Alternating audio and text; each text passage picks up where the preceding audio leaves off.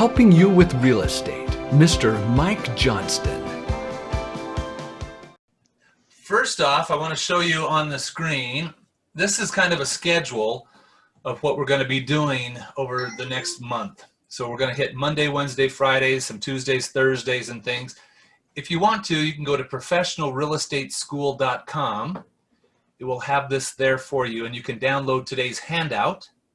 And there's 2 forms on there that you might want. So if you go to professionalrealestateschool.com, now on there it says handout for the September 1st. You can click on that handout so you can download it. And then, let's say, Abigail, you're a member of the Snake River MLS, but you would like to have access to the Pocatello MLS. So on here, I have a link to the form that you could download that you'd fill out to have access for read-only to the other MLS. So it says Navica and it says Paragon right there, so you can go ahead and take a look at that and download it, and you can get that filled off. And on the handout, it says what you need to do, where to send it, etc. Okay, so all of us, if we're a member of one MLS and we're paying the monthly fee, we have access to the other one for read-only. If you want to join and be a full-fledged member, you can. Depending which one it is, it's either $30 or $40 more a month. But right now you could do the read-only, so you can show people properties down in Pocatello, Blackfoot, those type of things if you're a member of the Snake River already. Okay? So today we're going to go through searching for properties in Paragon and Navica. I'm going to share one more thing with you.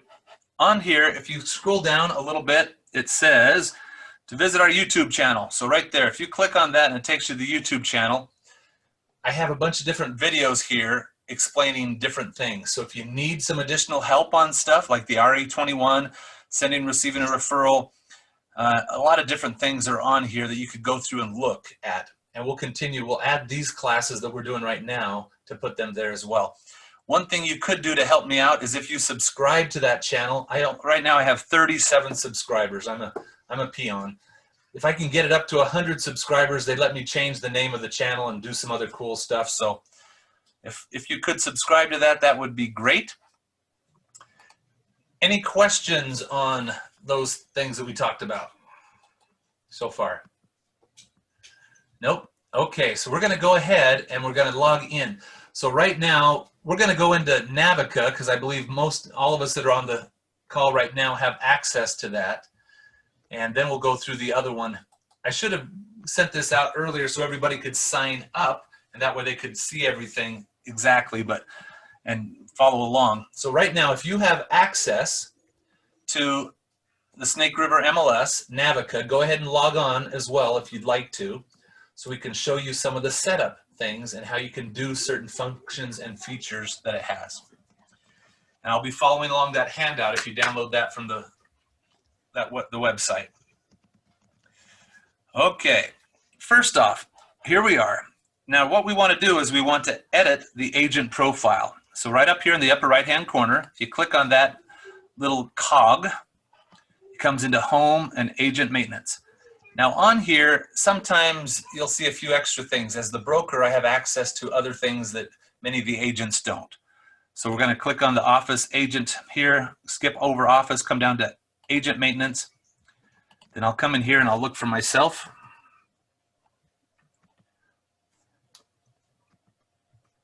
It should just have you. So hopefully you don't have to scroll through all these other people.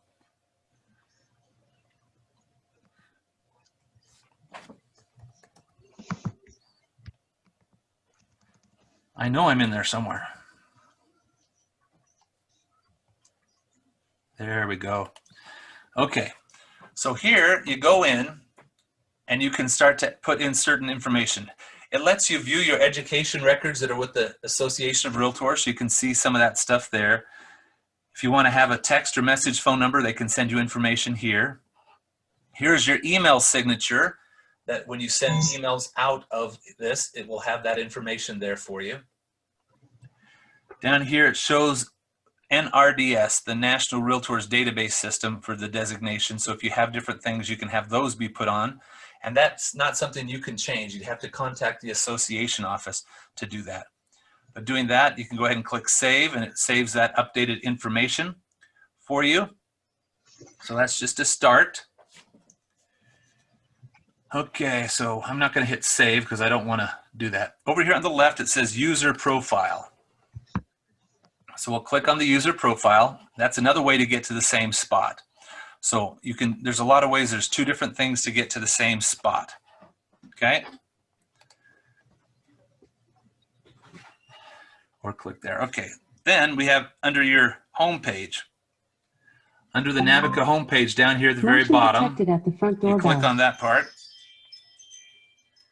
And this is your home screen. Now you can customize this if there's different things that you want to know about. And if you want to change these things, you come over here to the resources.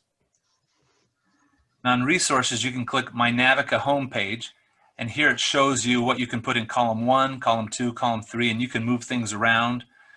On your calendar, you can show this week's events or none. And the different things here, your prospects, you can put down listings, you can put down what you want to show up. Different reports, if you've done some that you run often, you can click them here. Market activity, mindset to go back 7 days. So there's just a little bit of the information that's there for your resources. Now, under this, onto the links page. Here it has links, documents, and preferences. So under links, you have different trainings that you can come to in here, and there's little video clips that you can watch to learn specific things if you wanted to. There's also document tab right here. I'm going to have to turn that off. There we go. Here's the document, so it has a lot of the different documents that you can download. It has a list of the home inspectors that have e-key access, stats for different counties, the fines and rules here, VOW opt-out form, policies and procedures, rules and regulations, fine list, a lot of different things here. Then there's also the preferences, how you can have things be set up. Then the last thing I want to show you over here, well, not the last, but forms. This right here is the data sheets. So if you wanted to go out and get a listing and you don't have all the fields, but you want to go out and take it, you can click on the residential field right here and it will pull it up. And here's all the things that you're going to need to fill out on the computer. So these forms right here, you could take it with you when you go to the house and fill it out. So when you get back to the office, you can enter all the information you need on your listing form.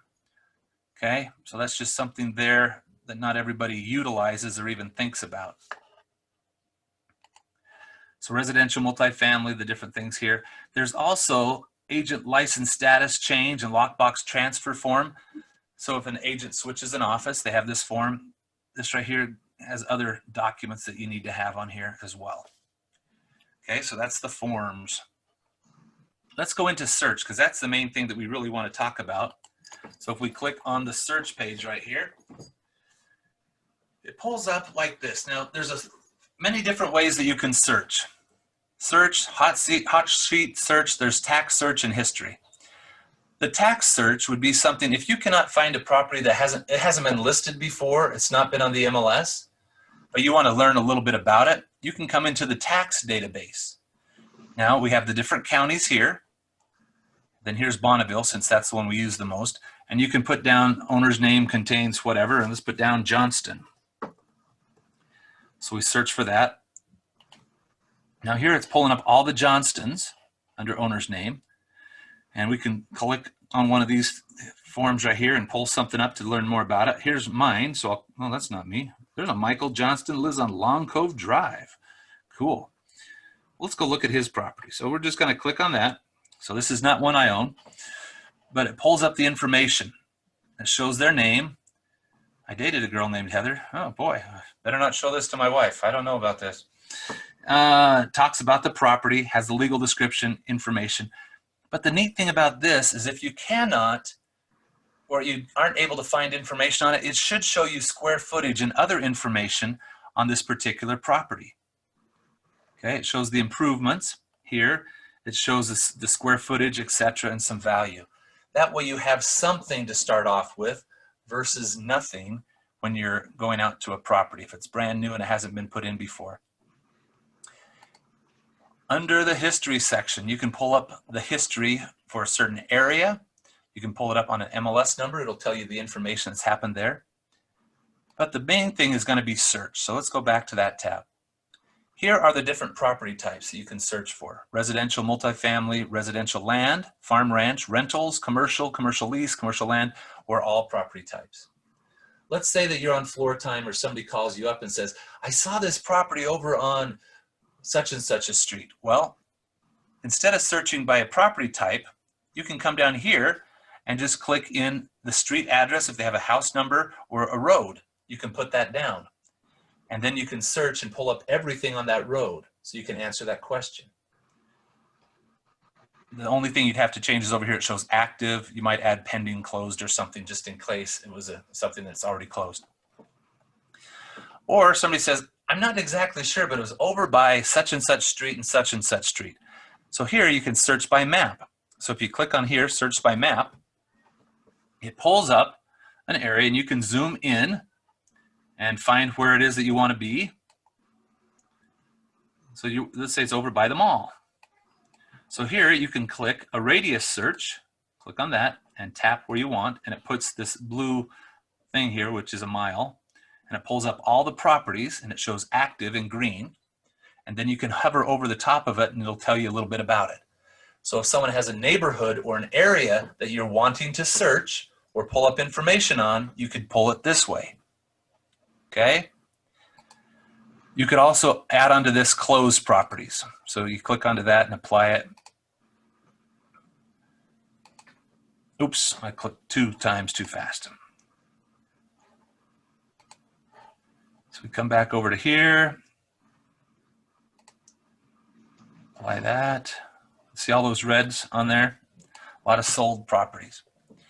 So you can modify this. You can draw boxes, polygons. Let's say somebody wants to be in a certain school. Yes, go ahead, Abigail. I apologize. So what is the time frame for those closed properties? Like how long?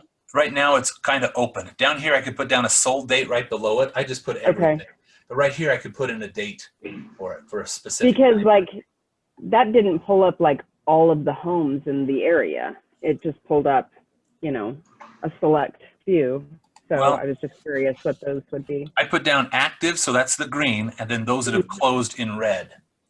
And I put down as long as the MLS was around. Oh, okay.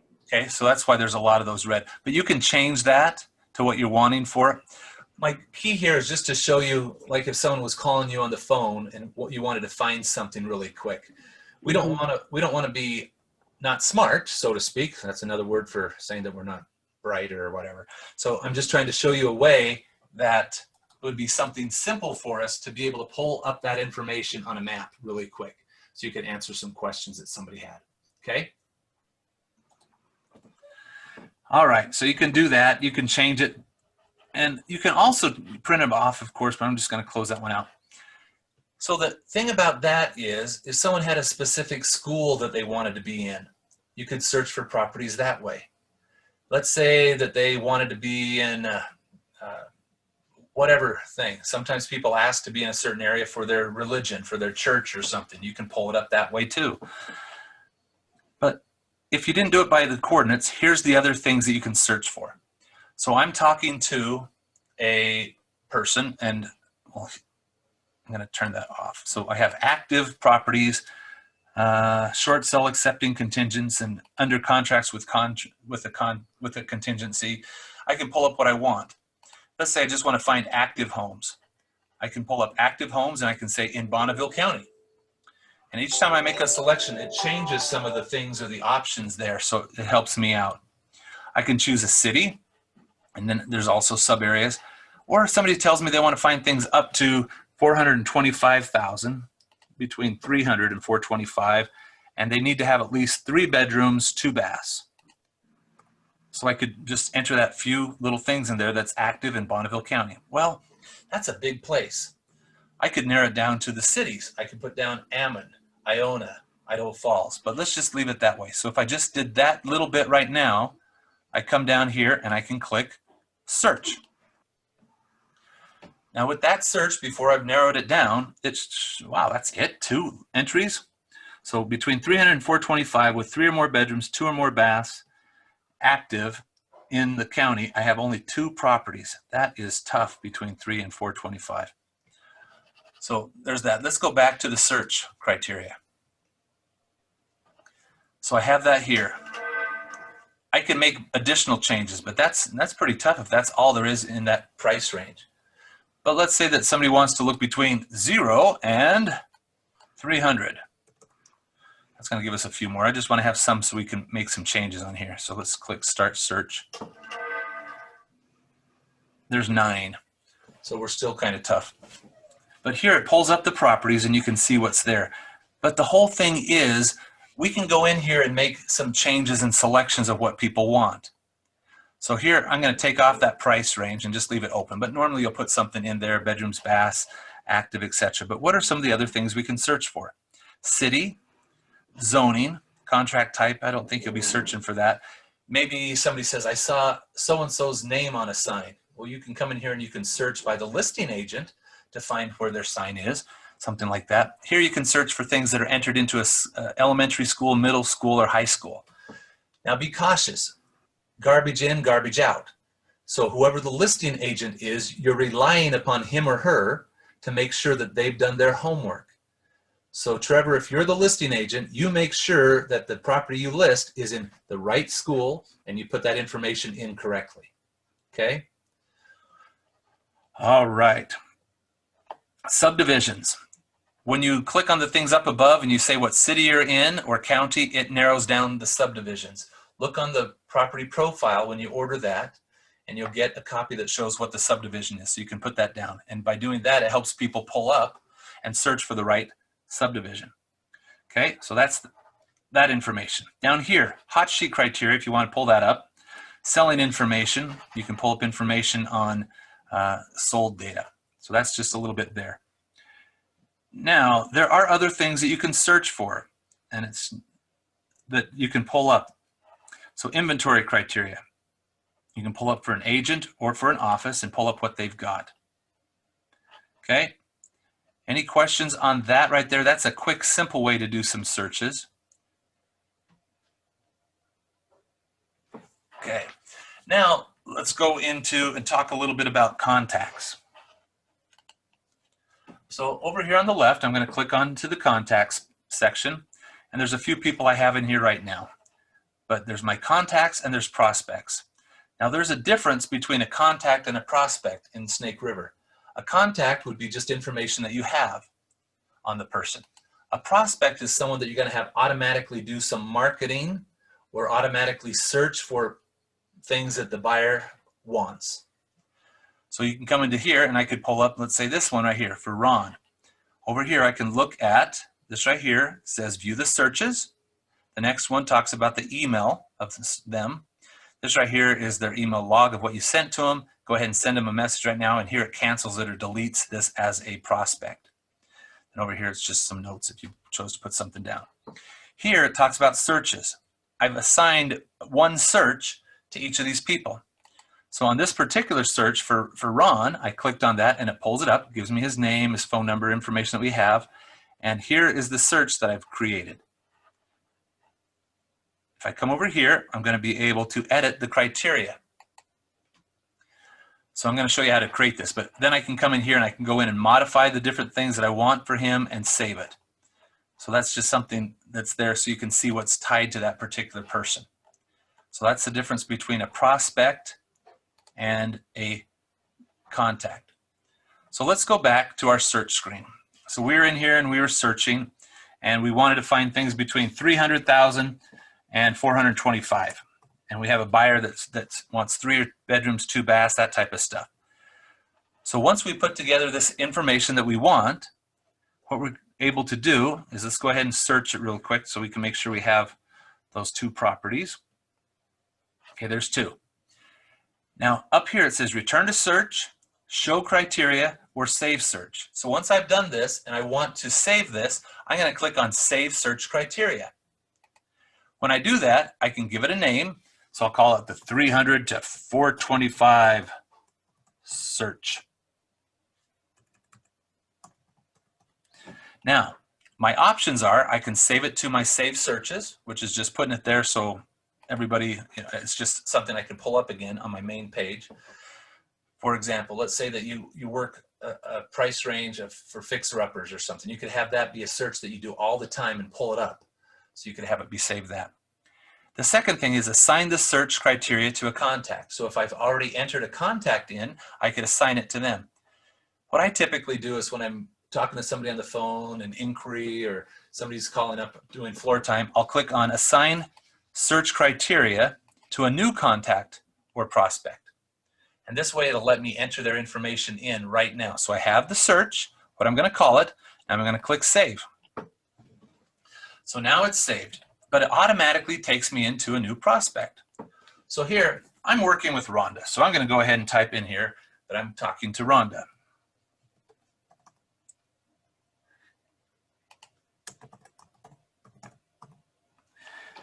And she is a buyer. And her email address, Rhonda, was C something. I can't remember what it was. What's your email address? Rhonda, can you hear me? Yeah, I can. What's your email address? RRTAYS. RRTAYS at Gmail? Yes. So then I enter that in, and I just have to enter those first 4 things up top, those 4. Then once I'm done with that, I click save. I could put notes in here to remind me about this person, phone number, other stuff. So if I'm out and about, I could pull it up on my phone or on a laptop if I didn't have everything with me. But I go ahead and I click save. Now that I'm done with that, it takes me to this next page of setting up an an email. So when something pops up that matches the criteria, what's it going to do? So my subject is new property ideas. Message. Rhonda,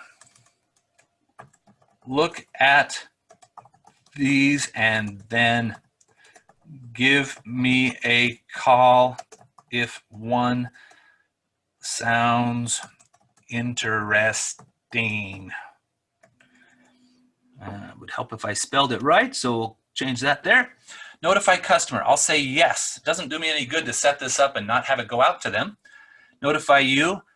I can have it be by email, and text. I like to get the text once in a while because it just says something's new, especially if the market's hot and something comes out and Rhonda just got this. I want to know for sure too, so I can look at it and be prepared when she calls me. So I'm going to click email and text. Now the next thing, notify when.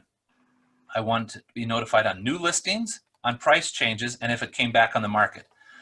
Miscellaneous changes, I don't always mark. But if I'm the listing agent, I go in and I make miscellaneous changes all the time on my listings so it pulls up on all these people's searches. That's a secret. But when I'm working with my buyers, I don't turn that one on. Search frequency, daily, hourly, weekly, whatever. I'm going to put down hourly. Other options, allow reverse prospecting or use my end mail signature. I'll use my end mail signature, which is that one I set up on that other page. So it has my name, picture, that type of stuff. Now, the allow reverse prospecting. Right now, if I were to go out and get a listing, I can put in the criteria for the listing and I can do a search of people's prospects. And I can say, right now, there are 12 agents that have buyers looking for something just like yours. Or I could modify the price up 5,000 or down 5,000, do the same search, and I can see how many people possibly that are out there right now entered into the MLS that are looking for a property. So it kind of helps out with that part. So by doing it, it doesn't say who the person is, it says who the agent is. It says, Trevor has a prospect ID number 7423 that's looking for a property just like yours. So I could contact Trevor and say, Trevor, I'm about to list this property, or Trevor, I just listed this property. You might want to go take a look at it. So that's a benefit with that reverse prospecting. So I'll click allow reverse prospecting. Now I can click save, or I can click save and get results. I'm going to click save and get results because it's going to go ahead and do the search. Now it's not sending it yet, but it's going to have everything done. So I'm clicking save and get results. And it does it. Now, this is something they've added within the past, I don't know how long, because before people thought that it automatically emailed them everything, and it doesn't. So here it says, your current matches have not been emailed to your prospect. To send all results, click email all results to new prospect located at the top of this results page. Or to send selected results, click the listings to send them using the email option. Okay, So here we have it, and I'm gonna, I can select the things here, and I'm gonna click email all results to the prospect. Now it's getting it all set up and it's sent. So now it's done. So Rhonda's gonna get an email every hour from me. I'll have to remember to turn it off so that she can know what's going on in her price range of 300 to 425 with 3 bedrooms, 2 baths. And I will also get an email. So that way I know what's going on. Now that's something really simple to do under Navica to get things set up. So we can go in and we can set up contacts as well if we want to and start to do it that way. But I'd go in and do a search and then create the contact that way. It just is a little simpler, but you can go in the other way. You can actually import contacts if you wanted to and do that type of stuff. Now, let's say that you have a listing. You get a property, and I showed you where that property data sheet is. You can print it off and take it with you to fill out.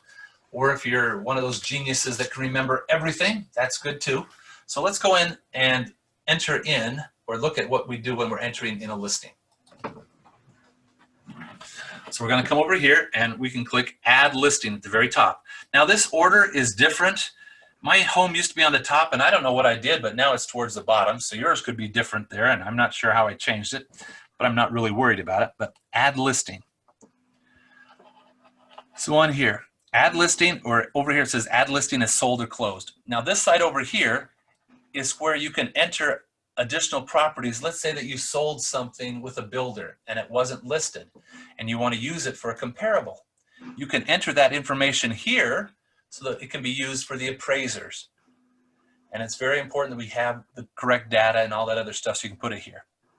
Or let's say, well, I don't know, normally it's something like that, or for sale by owner, so you can enter it.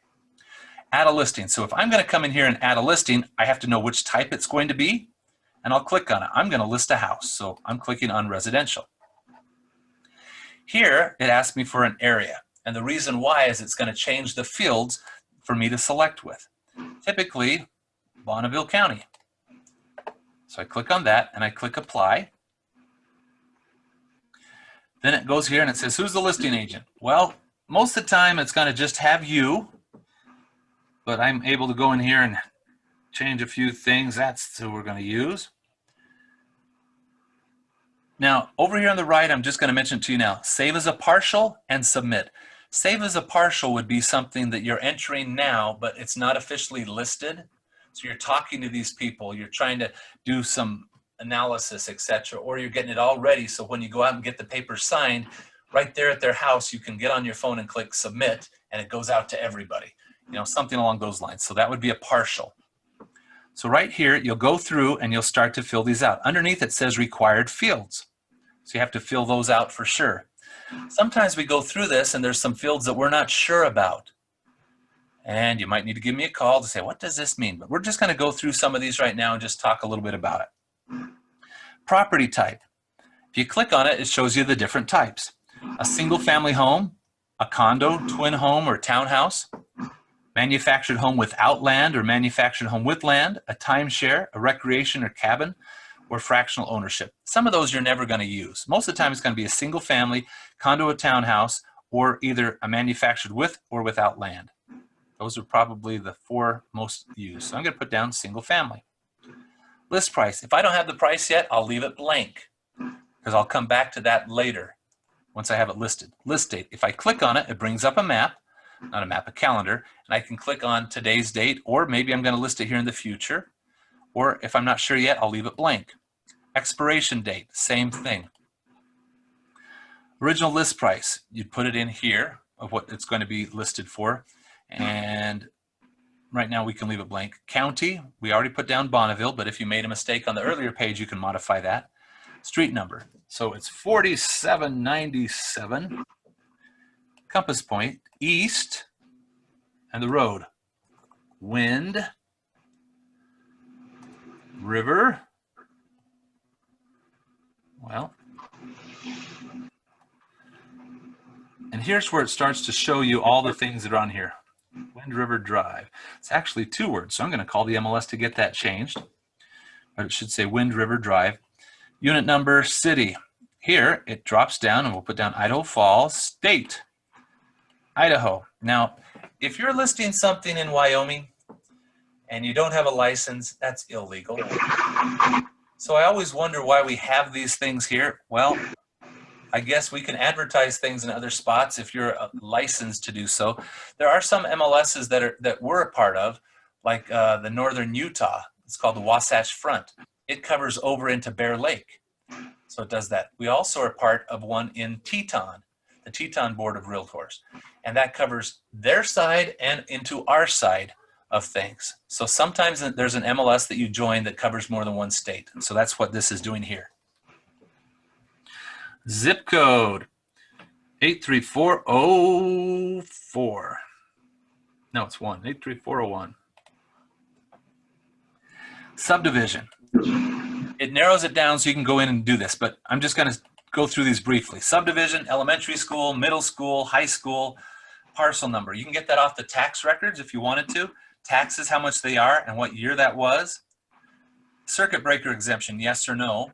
And that would be, as you learned in class, talking about a reduction in their taxes. It's actually being paid for, supplemented by on their taxes for older people.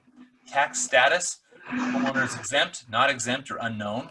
So if there is a homeowner's exemption, you want to make sure that that's specified.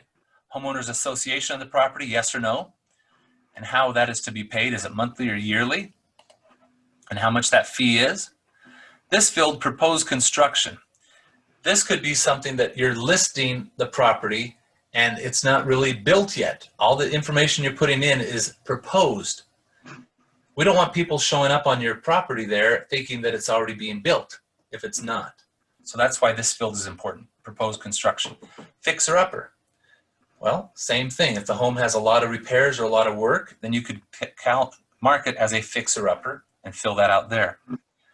Approximate acreage, calculate that and put down how big of a lot it is.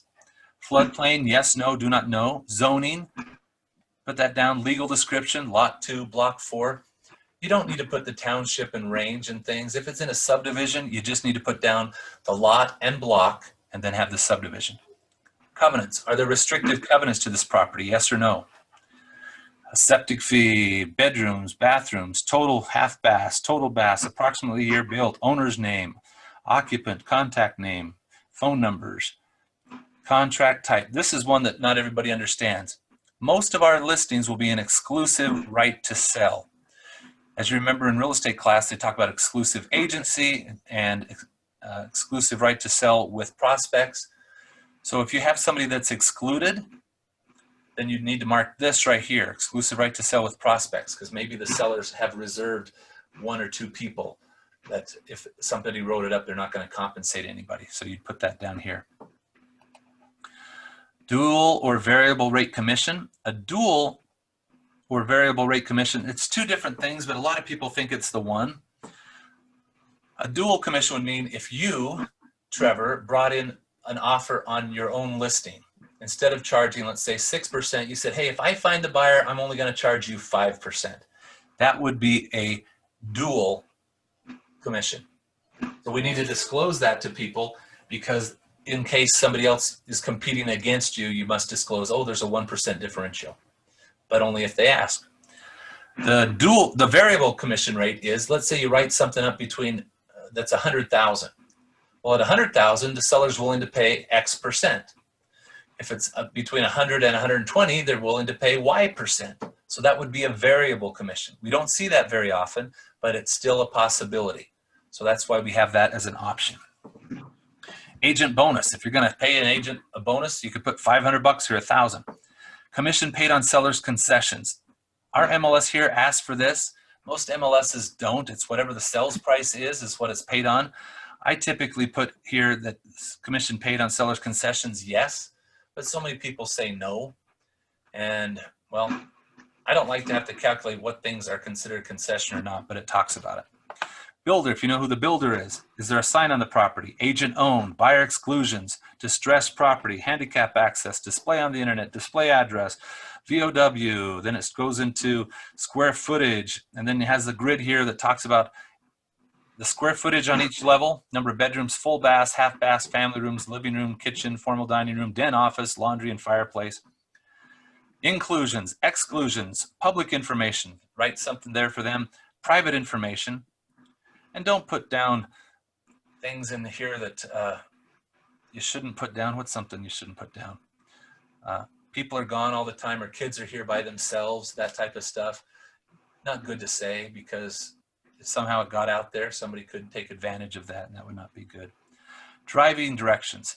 It's always good to have that, because when you're talking to somebody on the phone and you're pulling up somebody else's listing, you can say, oh, to get there, you're starting at this point and you go down such and such, turn right, and it helps you sound good to get to the property. Plus, if you're the listing agent putting this information in there, it helps the people to be able to get there.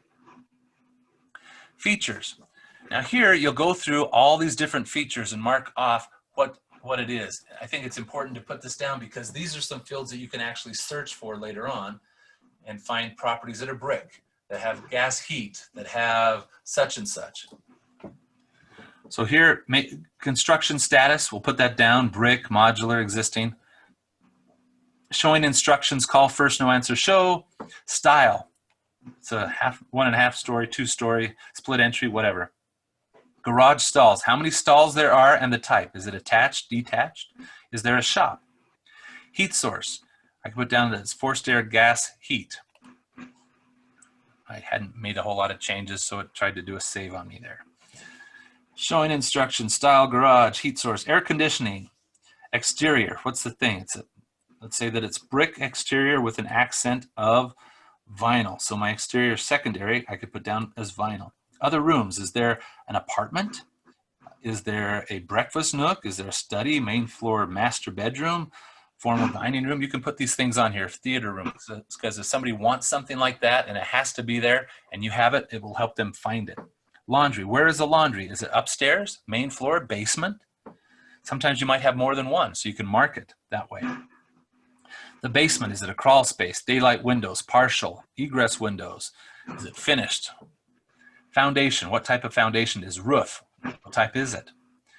Interior features, ceiling fans, jetted tub, paint, it's been repainted, the whole thing, a security system, skylights, granite, network ready, blah, blah, blah, blah. So lots of different choices here. Appliances included, you can mark that. Now remember, just because it says included on the MLS, you still need to ask for it in your offer. If you don't write it down, it doesn't necessarily mean that they'll leave it. They could be thinking, oh, they didn't ask for it, so I'm going to take it with us and sell it, which they can do. Fireplaces, the type and the number. Exterior features, put down RV pad, shed, livestock permitted barbecue area, patio deck, how many there are and what they are.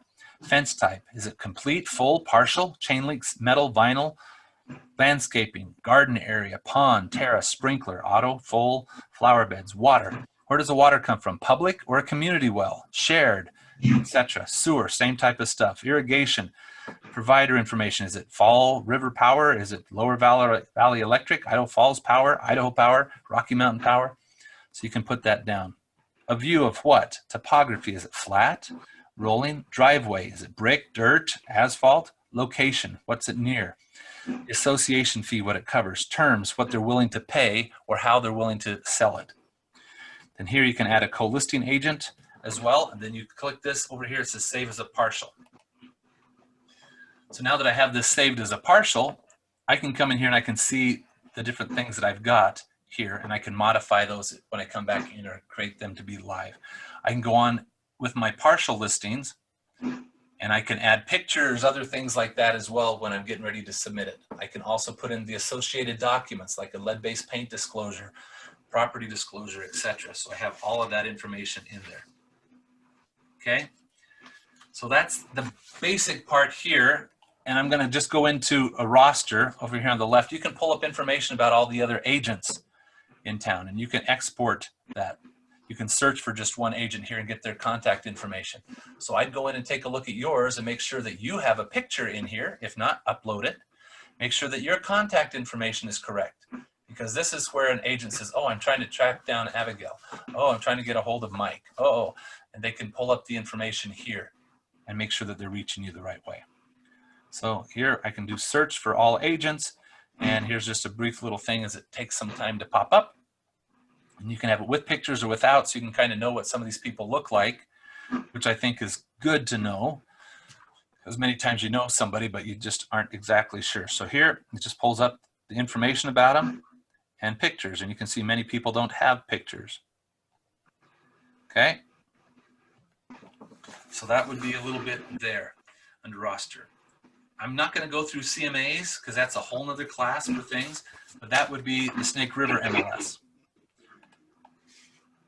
Now that's Snake River is the one that covers the associations for Upper Valley, Blackfoot, as well as Idaho Falls. The Paragon MLS is for Pocatello. Like I mentioned earlier, you have access to read-only information in Paragon if you're a member of the other one, and vice versa. Okay, so here's Paragon. Very similar on the things that you can do here. You can go in and you can set up your information. So up here on the top right, you go in here and it has your preferences. Same thing, just a little different way. You can import your picture. You can resize it, has help to do so. You go into maintenance here, mobile account settings and different things, system preferences, report views, email. So let's click on email. So on here it talks about the email is going to automatically send stuff to you. Here's your email address that you're using. Down here at the very bottom it says email signature. So here's my default. Takes a few seconds, so it shows a picture and I just put everything in there. So it has my signature. I can go into the tax report, CMA, all the different little things and put in some preferences here for me so I get it set up. But that's, once you've got it set up, we can go back into our main section up here. So across here on the top, we've got the home, search, listing, CMA, that type of stuff. So let's go back to home. Up here it says MLS Documents at the very top right. If I click on the MLS Documents, it has different profile sheets. So the profile sheets right here, similar to what we had on the other one.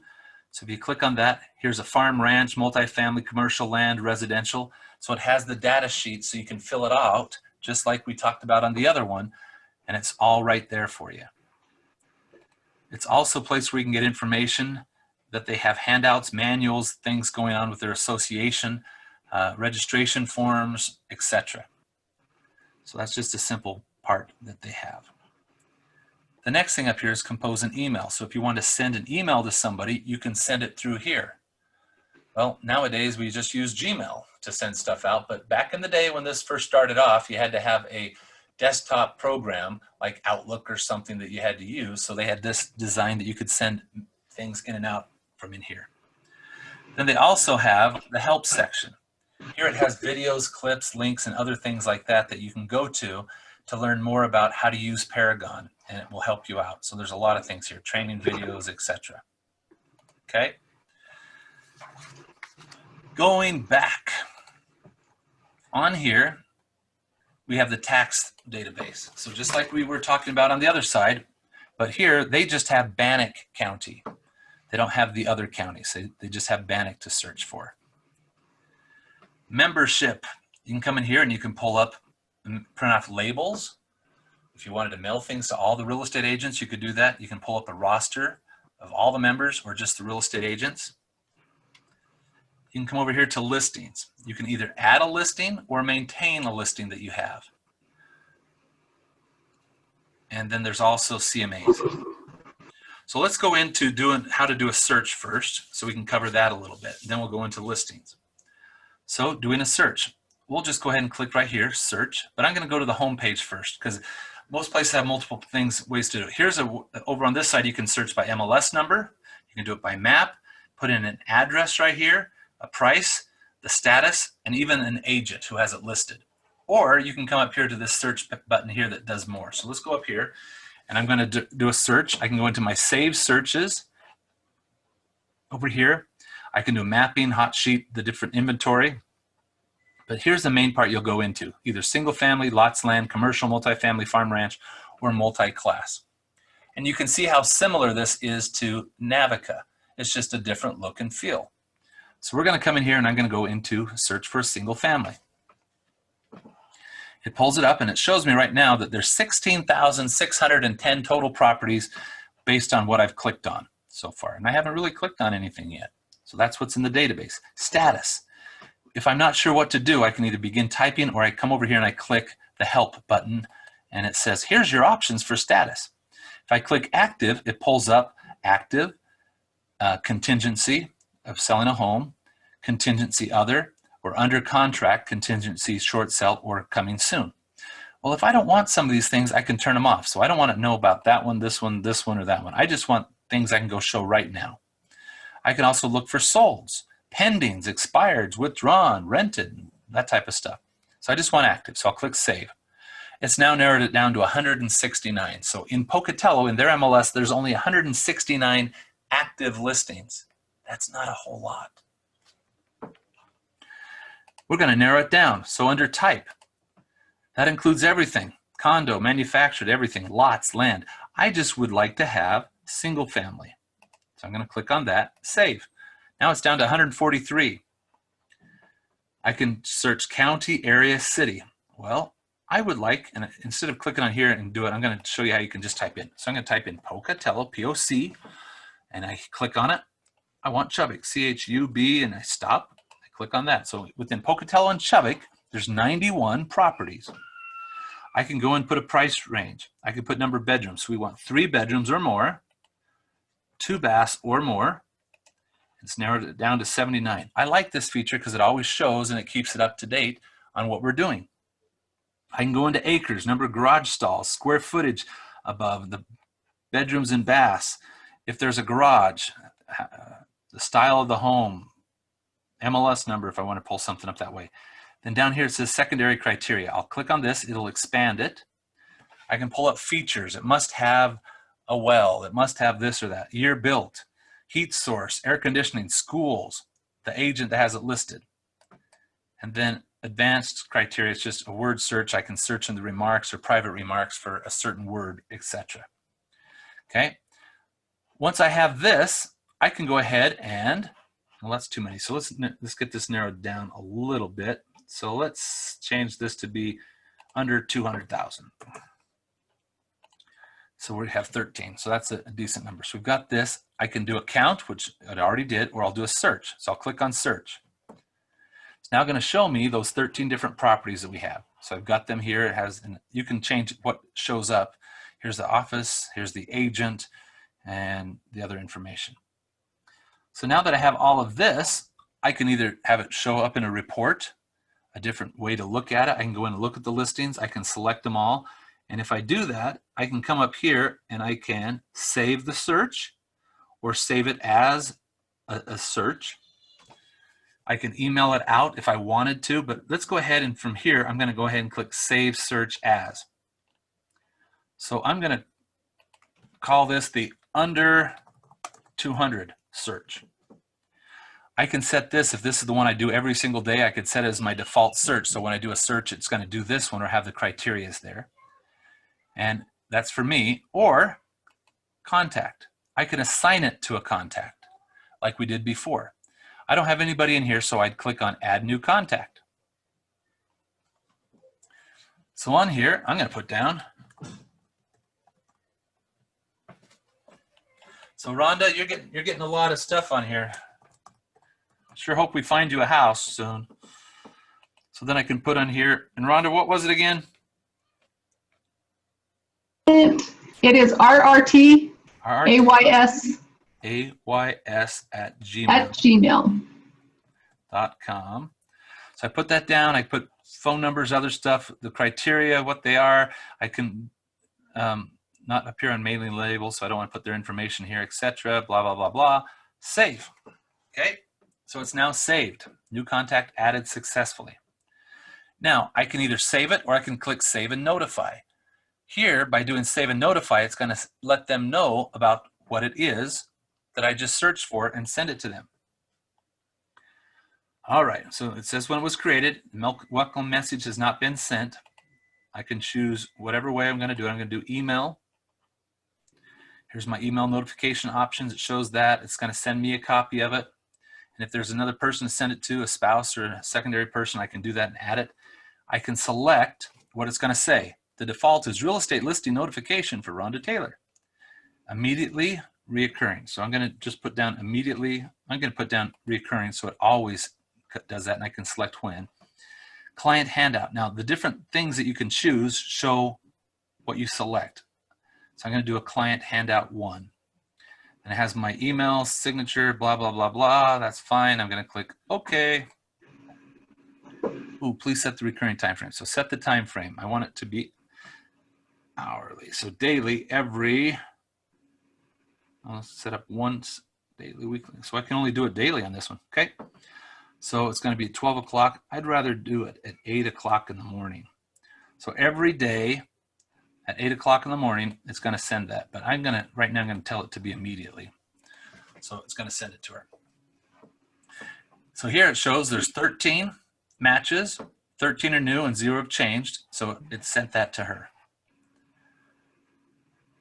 Up here, it puts different tabs that you can close. So I'm going to get rid of the contacts. Here's my previous search. I can go back to my preference, whatever. I can just do more than one thing at a time that are here. All right, so that's how we can set up the contacts and send that information out. Membership, those different things, we can still go in there and pull up rosters and see what they've got. Listing, so let's say that we want to add a listing. So listing, I want to add a listing. I can go into single family. Here I can add pictures from the screen, etc. And here I start going through new listing. So it doesn't have an MLS number yet. Single family type. Well, I'm not sure what my options are. So I'll click over here and it tells us. It's a single family detached. And you just start going through here. County, area, price. Now they have different areas in the town that you can search for. You want to be North Pocatello. You want to be in such and such. So they have the different areas that you can search for. Price, address, city, state, zip, status. Now the status is going to be that it's active. It's going to show contingent, sold, pending, etc. After you've done that, it comes down here to search by the map, and you can validate the map so it'll show exactly where it is. So let's say that we put down 404 Arabian in Pocatello. 83201. Oops, didn't do that right. 83201. So I enter that information. Then I want to validate the map. So I click this. It's going to show me on the map. And this is important when you do those searches for where things are. Now, there it is. Is that 404 Arabian? Yes, it is. So it has all that information there, and I don't need to move it. So if I verify it, I just click Save. I lived there 6 years ago, so it's always interesting looking at the house. So I'll click Save.